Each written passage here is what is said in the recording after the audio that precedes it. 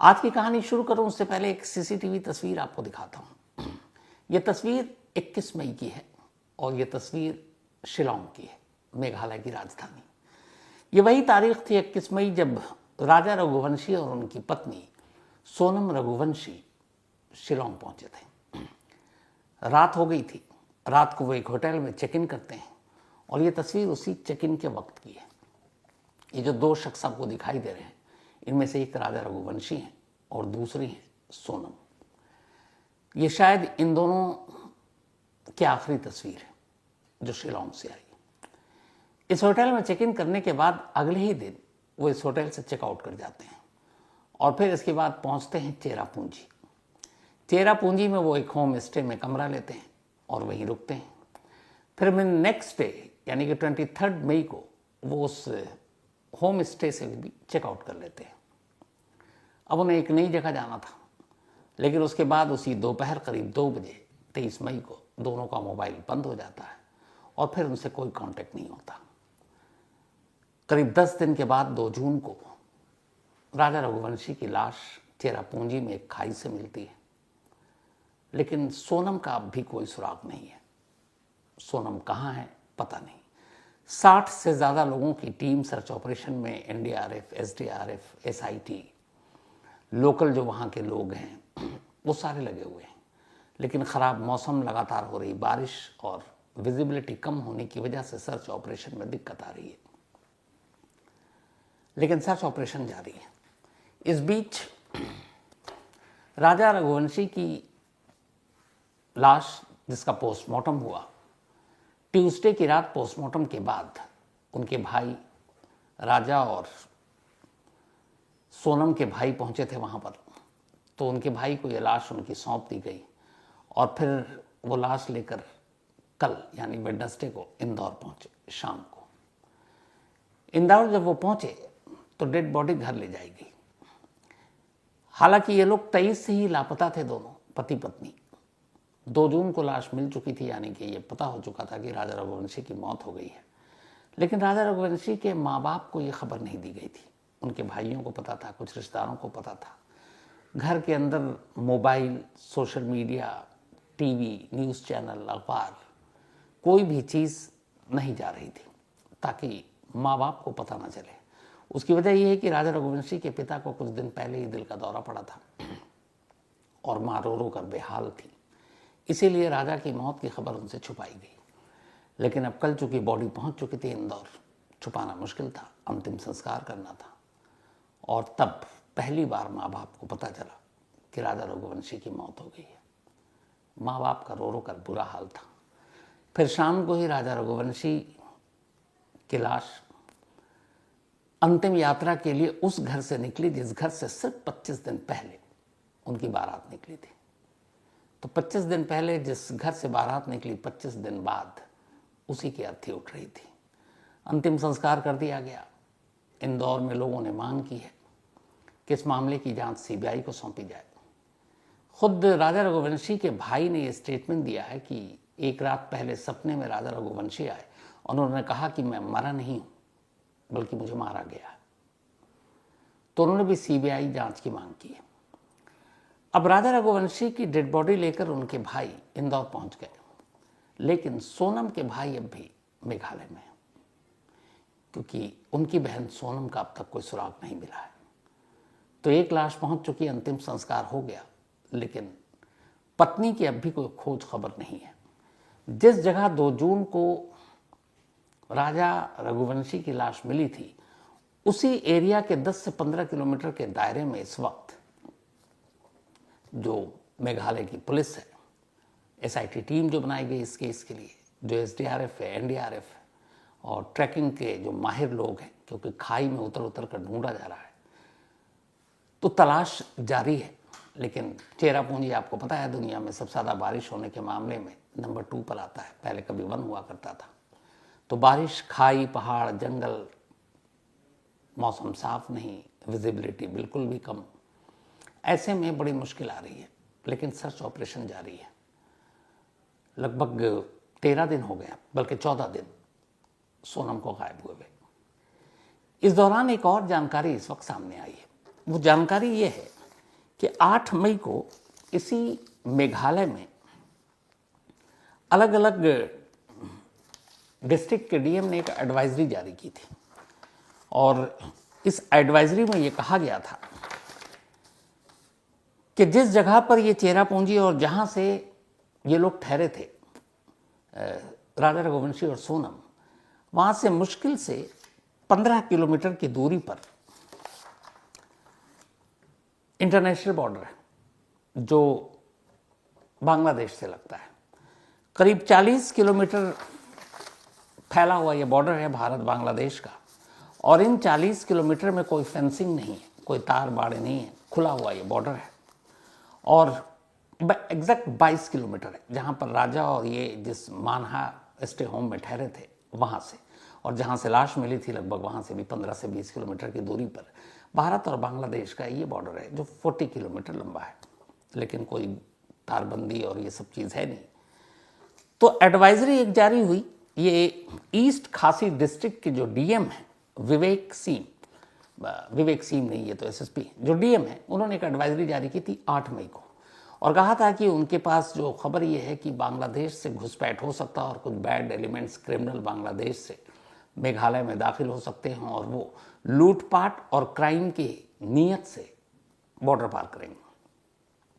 लिहाजा इसको देखते हुए 8 मई से अगले 2 महीने तक इस पूरे इलाके में नाइट कर्फ्यू लगा होगा। यानी जब राजा हिंदुस्तानी और सोनम मेघालय पहुंचे तो उस एरिया में नाइट कर्फ्यू तब भी था कि आप रात को बाहर नहीं निकल सकते। अब बॉर्डर का करीब होना, जिस तरीके से सामान का गायब होना, पहले स्कूटी लावारिस मिलना, फिर बैग कहीं और मिलना, बॉडी कहीं और मिलना, तो उन सब चीज़ों को देखते हुए मेघालय की पुलिस इस एंगल से भी जांच कर रही है कि क्या ये किसी लोकल गैंग का हाथ है या फिर क्रॉस बॉर्डर का मामला है, क्योंकि हो सकता है इस बॉर्डर को क्रॉस करके बांग्लादेशी आए हों और शायद लूटपाट के इरादे से उन्होंने राजा को मार डाला। लेकिन राजा को मार डाला तो फिर उनकी पत्नी सोनम कहाँ है, ये सवाल का जवाब फिलहाल मिल नहीं रहा और पुलिस तलाश कर रही है। ये तो हुआ एक पहलू। दूसरा, इसी केस की तफ्तीश के दौरान ये पता चला है कि 23 मई को जब 2 बजे फ़ोन बंद हुआ था राजा और सोनम का, उसी दिन 1:30 बजे माँ से आखिरी बार बात की थी सोनम ने, यानी अपनी सास से। और सास से बातचीत के दौरान उसने एक लाइन कही थी कि जिस कैफ़े शॉप में वो है उसने कॉफ़ी पी, लेकिन कॉफ़ी बहुत बेकार थी, और ये ऑडियो रिकॉर्ड है। अब छानबीन में ये पता चला है कि उस दिन जिस कैफ़े में सोनम और राजा गए थे उसी दिन 23 की सुबह, तो वहाँ इसी कॉफ़ी को लेकर कैफ़े के स्टाफ के साथ उनका झगड़ा हुआ था और उस झगड़े के बाद कुछ लोगों ने बीच बचाव किया, फिर वो वहाँ से चले गए। जब इन्वेस्टिगेशन में ये बात सामने आई तो अब पुलिस उस कैफ़े के लोगों से भी पूछताछ कर रही है कि क्या कहीं इस झगड़े का अंजाम तो नहीं था कि इन दोनों की गुमशुदगी या फिर एक मौत। जो लोकल क्रिमिनल है वहाँ के, क्योंकि ये जो इलाका चेरापूंजी का है, यहाँ पर लोकल क्रिमिनल की वजह से भी ये काफ़ी बदनाम इलाका है, तो जो लोकल क्रिमिनल हैं वहाँ के, उनसे भी एक एक कर पुलिस पूछताछ कर रही है कि 23 से लेकर उसके बाद तक कौन कौन सा ऐसा हिस्ट्री शीटर, कौन कौन सा ऐसा बदमाश वहाँ था, वहाँ उसकी मौजूदगी थी, या जिस लोकेशन पर हैं फ़ोन के ज़रिए उनको ट्रेस करने की कोशिश की जा रही है। और ये इसलिए भी है कि अभी इसी लास्ट अप्रैल में ही, मतलब 2 महीने पहले की बात है, एक हंगरी का एक नागरिक, वो भी यहीं घूमने गया था चेरापूंजी, उसका नाम था पुस्कास जोल्ट। ये भी उसी सोहरा में, सोहरा असल में चेरापूंजी के जो लोकल लोग हैं वो चेरापूंजी को सोहरा बुलाते हैं, तो वो वहीं पर सोहरा के आसपास था, यानी कि चेरापूंजी में। पुस्कास जोल्ट जो हंगरी का सिटीजन था, और ये 29 मार्च को शिलोंग गया था। 29 मार्च को वहाँ पहुँचा और फिर वहाँ उसने एक होटल में चेक इन किया, फिर उसी रात इसने उस होटल से चेकआउट कर लिया था 29 मार्च को। फिर ये ट्रैकिंग करने के लिए निकल गया। इसके बाद से वो गायब। बाद में हंगरी एम्बेसी को नई दिल्ली में ये सूचना मिली उसके परिवार की तरफ से, तो परिवार की तरफ से पुस्कास जोल्ट के गायब होने की खबर नई दिल्ली में हंगरी एम्बेसी तक पहुंचती है। अब इसके बाद हंगरी एम्बेसी मेघालय की पुलिस को कांटेक्ट करता है। उसके बाद वैसे ही सर्च ऑपरेशन चलता है जैसा इस वक्त पहले राजा के लिए और अब सोनम के लिए चल रहा है। सर्च ऑपरेशन चला और आखिरकार 10 अप्रैल यानी लगभग 10-12 दिन के बाद जोसेल की जो लाश है वो एक ऐसी सड़क के किनारे जो कम यूज करते थे लोग, क्योंकि वहां पे पास में खाई ज्यादा है, खतरा है, खतरनाक है, संकरा सा सड़क है, तो वहां पर लावारिस हालत में पड़ी मिली। उस लाश की बरामदगी के बाद एम्बेसी को खबर दी गई और अभी तक ये लाश 29 बल्कि 10 अप्रैल को बरामद हुई थी। ये लाश अब भी उसी शिलोंग में रखी हुई सरकारी मुर्दाघर में, क्योंकि बॉडी को लेने के लिए कोई आया नहीं है और पुस्कास जोड़ के सारे सामान गायब। तो ये जस्ट 2 महीने पहले हुआ था। तो इस तरह के जितने भी कैरेक्टर हैं उनको पुलिस खास तौर पर खंगाल रही है। इसी दौरान सर्च ऑपरेशन में एक रेनकोट मिला है, ये थोड़ा ओवर साइज है, XX। अब इस रेनकोट पर कुछ खून के निशान मिले और ये रेनकोट वहां मिला है जहां पर राजा की जो डेड बॉडी मिली उससे कुछ किलोमीटर दूर तलाशी के दौरान। तो रेनकोट मिलना और रेनकोट के ऊपर खून के कुछ धब्बे, तो पुलिस ने दिखाया फैमिली को कि आप पहचानिए, लेकिन फैमिली वालों ने उस रेनकोट को पहचानने से इनकार कर दिया। जो सोनम के भाई इस वक्त वहाँ हैं उन्होंने कहा सोनम के पास ऐसा कोई रेनकोट नहीं था और वो भी ओवर साइज। लेकिन मेघालय पुलिस को ये लग रहा है कि जो बहुत सारे टूरिस्ट आते हैं घूमने के लिए चेरापूंजी, चूँकि सबसे ज़्यादा बारिश वहाँ होती है, तो जो लोग आते हैं तो इतनी बारिश होती है कि उनको बाहर घूमने के लिए दिक्कत होती है, तो वहाँ रेनकोट काफ़ी बिकता भी है और कुछ लोग तो रेनकोट को रेंट पर देते हैं। जैसे आप किसी मनाली या कहीं और जाते हैं जब आप स्नो वाली जगह पर, तो वो बूट आपको किराए पर मिलता है चढ़ने के लिए, जूते बर्फ़ में चलने वाले। तो चेरापूंजी में रेनकोट भी रेंट पे मिलता है। तो एक डाउट ये भी है कि बहुत मुमकिन है कि सोनम या फिर राजा ने बारिश से बचने के लिए और बारिश में घूमने के लिए इस रेनकोट को ख़रीदा हो, जिसके बारे में उनके परिवार को कोई इल्म या जानकारी नहीं है। रेनकोट को फॉरेंसिक जांच के लिए भेज दिया गया है ताकि जो ब्लड के उस पर नमूने मिले उससे DNA के जरिए पता किया जा सके कि इस रेनकोट और उस पर लगे खून के धब्बे किसके हैं। जिस जगह पर राजा रघुवंशी की लाश मिली थी उसके 10 से 15 किलोमीटर के रेडियस में दायरे में ही इस वक्त सर्च ऑपरेशन चल रहा है और ख़ास तौर पर चूंकि राजा की लाश खाई में मिली इसीलिए उसी जगह पर यह सर्च ऑपरेशन चल रहा है। पुलिस का कहना है कि जब तक कोई सुराग नहीं मिल जाता सोनम का तब तक ये सर्च ऑपरेशन जारी रहेगा। हालांकि जैसे जैसे दिन बीतता जा रहा है बहुत सारी अलग अलग कहानियाँ आती जा रही हैं, लेकिन इस वक्त मेघालय पुलिस ने उन सारी कहानियों को खारिज किया और उनका कहना है कि उनका फोकस सिर्फ इस वक्त एक है और वो है सोनम को ढूंढना।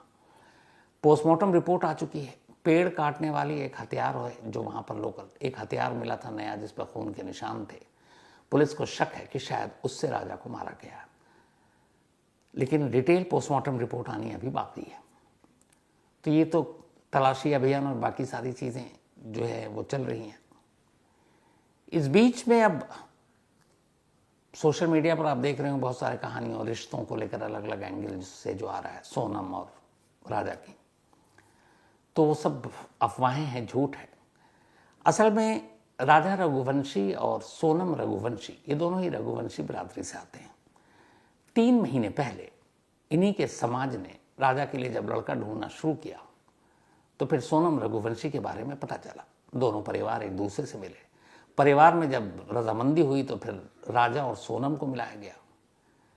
दोनों तैयार हो गए, यानी अरेंज मैरिज थी लेकिन दोनों की रजामंदी थी राजा और सोनम की। इसके बाद 2.5 महीने पहले रोका हुआ। रोका होने के बाद शादी की तारीख तय हुई 11 मई और उसी तय तारीख पर 11 मई को शादी हुई। राजा रघुवंशी भी इंदौर के रहने वाले, वहीं पैदा वहीं परवरिश हुई। सोनम रघुवंशी भी इंदौर की रहने वाली। सोनम ने इंदौर के ही कॉलेज से ग्रेजुएशन किया, राजा ने भी वहीं से ग्रेजुएशन किया। राजा के फैमिली कारोबार जो है वो टूर एंड ट्रैवल्स का है। उनकी बहुत सारी गाड़ियां हैं जो इंदौर के अलग अलग होटलों से या फिर अलग अलग ऑफिस पिक एंड ड्रॉप के लिए वो उसके साथ जुड़ी हुई हैं। तो उनका टूर एंड ट्रैवल्स गाड़ियों का काम है। जबकि जो सोनम है उनकी फैमिली का जो काम है वो प्लाईवुड का है, बिजनेसमैन। लेकिन उनके फादर को कुछ वक्त पहले लकवा मार गया था, तो अब जो सोनम के इकलौते भाई हैं वो इस कारोबार को देख रहे हैं। सोनम की एक बहन भी है और माँ और बाप है, और वो सही वही सोनम का भाई जो इस वक्त कारोबार देख रहा है अभी मेघालय में अपनी बहन को ढूंढ रहा है। जबकि राजा रघुवंशी के परिवार में उनके माँ और पिता के अलावा 2 और भाई हैं और दोनों शादीशुदा हैं, दोनों की पत्नियां भी हैं। तो ये पूरा परिवार रहा।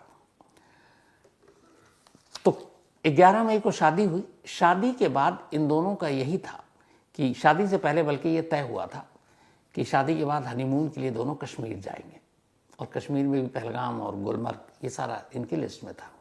लेकिन 22 अप्रैल को पहलगाम हो गया हमला। उसके बाद भारत पाकिस्तान के बीच तनाव, फिर ऑपरेशन सिंदूर, बहुत सारी चीज़ें बदल गई। तो फिर घर वालों ने कश्मीर जाने की इजाज़त नहीं दी। उन्होंने कहा कश्मीर के हालात ठीक नहीं है तो मत जाओ। तो इसीलिए ये दोनों कश्मीर नहीं गए। फिर ये हुआ कि असम जाएंगे, कामाख्या मंदिर का दर्शन भी करना था उन्हें, और फिर वहाँ से ये लोग मेघालय पहुँच गए थे। अगर 22 अप्रैल पहलगाम ना हुआ होता तो शायद राजा रघुवंशी और सोनम इस वक्त कश्मीर में होते, लेकिन लिखा कुछ और था। अब पुलिस जिस एंगल से जांच कर रही है, जैसा मैंने आपको बताया, ये इसलिए बताया दोनों की फैमिली और शादी और रोका, क्योंकि ये दोनों परिवार की मर्जी से, इनके समाज की मर्जी से शादी हुई और इन दोनों के बीच में ऐसी कोई भी चीज़ नहीं थी। और इस वक्त सोनम की तलाश ज़रूरी है। लेकिन हाँ, जिस इलाके में ये लोग गए वहाँ की हिस्ट्री थोड़ी सी डरावनी है। उसकी वजह यह है कि जिस मेघालय में राजा और सोनम गए, अगर इसकी हम पॉपुलेशन की बात करें तो 34 लाख टोटल आबादी है, 34 लाख। छोटा सा है चूँकि पहाड़ और जंगल ज़्यादा है। तो 2025 के एक डेटा के हिसाब से मेघालय की आबादी 34 लाख है। और यहाँ ये वो स्टेट है जिसमें मेल और फीमेल का रेशो एकदम 50-50% है। यानी इन 34 लाख में 17 लाख पुरुष हैं तो 17 लाख महिला हैं, बराबरी है। और अगर आप रैंकिंग के हिसाब से देखें पॉपुलेशन में, इंडिया के जितने भी हमारे स्टेट हैं, हम 140 करोड़ों में, तो 22वें नंबर पर आता है पॉपुलेशन वाइज मेघालय, क्योंकि सिर्फ 34 लाख की जनसंख्या है। लेकिन पॉपुलेशन के हिसाब से बेशक 22वें नंबर पर हो, आबादी बेशक सिर्फ 34 लाख हो, लेकिन अगर क्राइम रेट के हिसाब से आप जाएंगे तो एनसीआरबी यानी नेशनल क्राइम रिकॉर्ड ब्यूरो 2024 का एक डेटा आया है जिसमें क्राइम के मामले में मेघालय की रैंकिंग नंबर 4 है। अब आप सोचिए, 22वें नंबर पर पॉपुलेशन के हिसाब से सिर्फ 34 लाख की आबादी है, लेकिन क्राइम के हिसाब से नंबर 4 पे है। एनसीआरबी का डेटा है ये। 1% बल्कि 1 पर कैपिटा के हिसाब से, मतलब हर 5वां इंसान उसके ऊपर कोई ना कोई क्राइम के केस है यहाँ पर। दिल्ली जैसा क्राइम वाला एरिया जो बदनाम है दिल्ली, वो उसके बाद आता है मेघालय के। और क्राइम में देश में नंबर 1 तो आपको पता ही है यूपी है। उनकी पॉपुलेशन भी बहुत ज़्यादा, 25 करोड़, यहाँ 34 लाख। लेकिन ये वाले डेटा से ज़्यादा जो दूसरा आंकड़ा डराने वाला है, 2023 की लास्ट रिपोर्ट है, वो ये है कि 2023 में मेघालय में कुल 6 ऐसे मामले आए थे जिसमें किसी फीमेल को किडनैप किया गया। महिलाओं के किडनैपिंग के मामले सिर्फ इस मेघालय में, जिसकी आबादी 34 लाख है। शादी के लिए महिलाओं को किडनैप करने के 2023 में 6 मामले थे मेघालय में। रेप के 2023 में कुल 66 मामले थे इस मेघालय में। गुस्सा या बदला लेने के लिए महिलाओं को मारने के 51 केस दर्ज हुए थे 2023 में। 150 बच्चों को किडनैपिंग के अलग अलग मामले भी 2023 में एनसीआरबी के रिकॉर्ड के हिसाब से यहाँ दर्ज हुए थे। तो अगर आप क्राइम के हिसाब से जाएं तो ये आंकड़े डराने वाले हैं। अब पुलिस के सामने सोनम को ढूंढने या राजा के कत्ल, मौत के पीछे की जो थ्योरी बेसिक आ रही है, नंबर 1, जो खुद हालांकि पुलिस कह रही है हर एंगल से मामले की जांच कर रही है, लेकिन जो पहला है वो ये है कि ये लूटपाट के इरादे से शायद कत्ल किया गया है, क्योंकि काफ़ी महंगे अंगूठी, चेन, ब्रेसलेट राजा रघुवंशी ने पहने हुए थे और वो सारे गायब थे। उसी तरीके से सोनम ने भी काफ़ी गहने पहने हुए थे, शादी हुई थी, हनीमून पर गए थे, तो वो गायब हैं। तो पुलिस का जो पहला है लाइन ऑफ इन्वेस्टिगेशन वो है कि कहीं ये रॉबरी या लूटपाट की वजह से तो नहीं हुआ। दूसरा है कि कहीं अचानक ये किसी ऐसे गैंग का इनसे सामना हो गया और कुछ बात हुई और फिर कुछ हुआ। तीसरा है कि कोई झगड़ा तो नहीं हुआ, जैसे उस एंगल से कैफे वाले मामले से भी जांच कर रहे हैं। चौथा ये कि कहीं क्रॉस बॉर्डर का केस तो नहीं हुआ कि ये लोग क्रॉस बॉर्डर करके, चूंकि रात को कर्फ्यू है और वैसे भी एडवाइजरी जारी है, पुलिस के इनपुट है कि बांग्लादेशी यहाँ लूटपाट के इरादे से या वायलेंस के इरादे से घुस सकते हैं, बाकायदा रिटर्न में एडवाइजरी है। तो एक वो भी एंगल हो सकता है। तो फिलहाल मेन ये 4 ऐसी थ्योरी है जिसके ऊपर लाइन ऑफ इन्वेस्टिगेशन है मेघालय पुलिस, और उन्होंने इसी के लिए एक SIT टीम बनाई है, स्पेशल टीम, जो इस वक्त जांच कर रही है। अब ये जांच दोनों तरीके से है, एक राजा की मौत और दूसरी सोनम की गुमशुद की।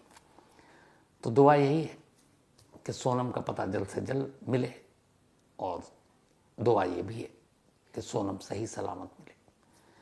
आगे इसमें जो भी अपडेट होगा, जो भी इस केस में नई जानकारी आएगी आप तक, पूरी क्राइम तक टीम लगातार इसकी खबर पे लगी हुई है, तो आप तक ज़रूर पहुंचाएंगे। तो फिलहाल कहानी में इतना ही।